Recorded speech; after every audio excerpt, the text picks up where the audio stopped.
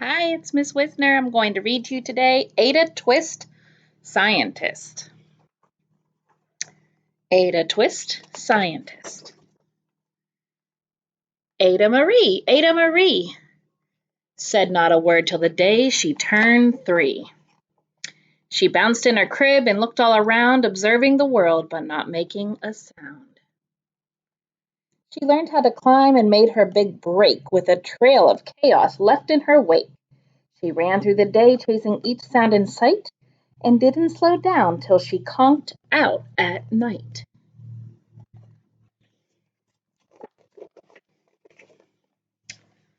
Her parents were frazzled, but tried not to freak, as Ada grew bigger and still did not speak. Clearly, young Ada, with lots in her head, would have something to say when it ought to be said.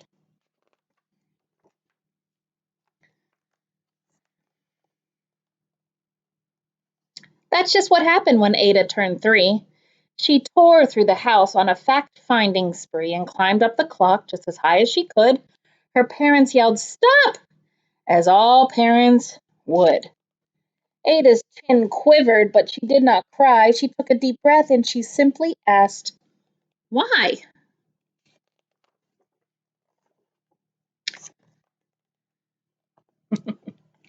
Why does it tick and why does it talk? Why don't we call it a granddaughter clock? Why are there pointy things stuck to a rose? Why are there hairs up inside of your nose? She started with why and then what, how, and when. By bedtime, she came back to why once again. She drifted to sleep as her dazed parents smiled at the curious thoughts of their curious child, who wanted to know what the world was about. They kissed her and whispered, "You'll figure it out."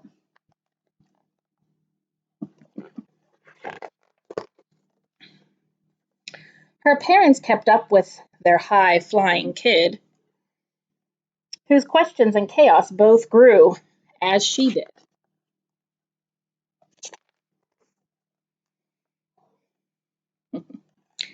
Even Miss Greer found her hands were quite full when young Ada's chaos wreaked havoc at school. But this much was clear about Miss Ada Twist: she had all traits of a great scientist. Ada was busy that first day of spring, testing the sounds that make mockingbirds sing, when a horrible stench whacked her right in the nose, a pungent aroma that curled up her toes. "Zowie," said Ada, which got her to thinking. "What is the source of that terrible stinking? How does a nose know there's something to smell? And does it still stink if there's no nose to tell?" She rattled off questions and tapped on her chin. She started at the start, where she ought to begin. A mystery, a riddle, a puzzle, a quest. This was the moment that Ada loved best.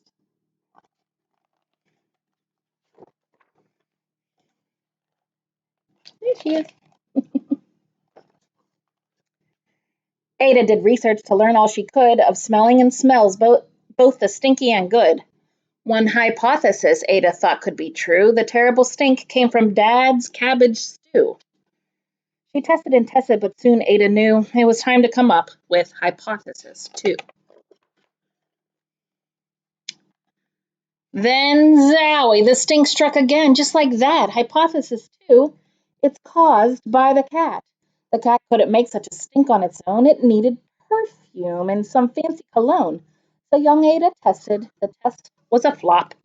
She started again, but her parents yelled, "Stop!"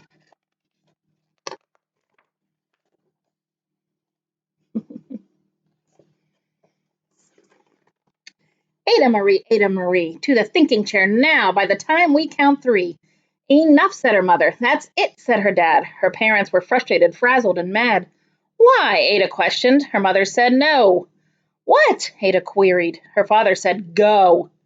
You've ruined our supper. You've made the cats stink. Enough with your questions. Now sit there and think." She looked at her parents. Her heart turned to goo. Poor Ada Twist didn't know what to do. Yes, she is.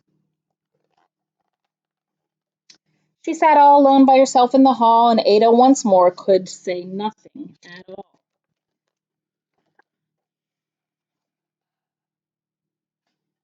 And so Ada sat and she sat and she sat and she thought about science and Stu and the cat and how her experiments made such a big mess.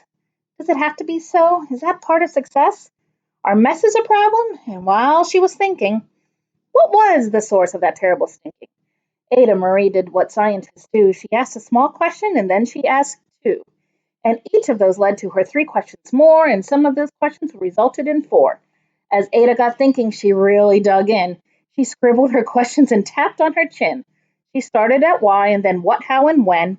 At the end of the hall, she reached why once again.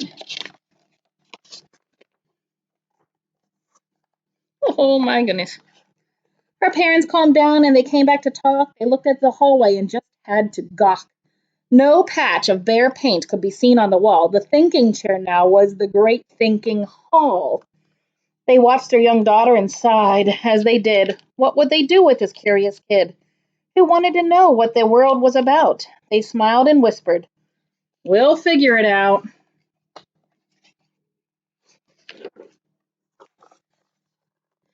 And that's what they did, because that's what you do when your kid has a passion and heart that is true.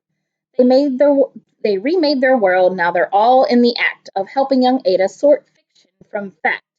She asked lots of questions. How could she resist? It's all in the heart of a young scientist.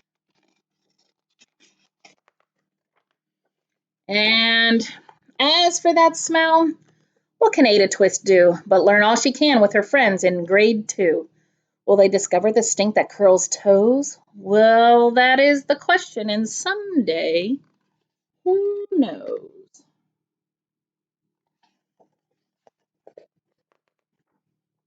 That's the end. I hope you enjoyed it. Bye bye.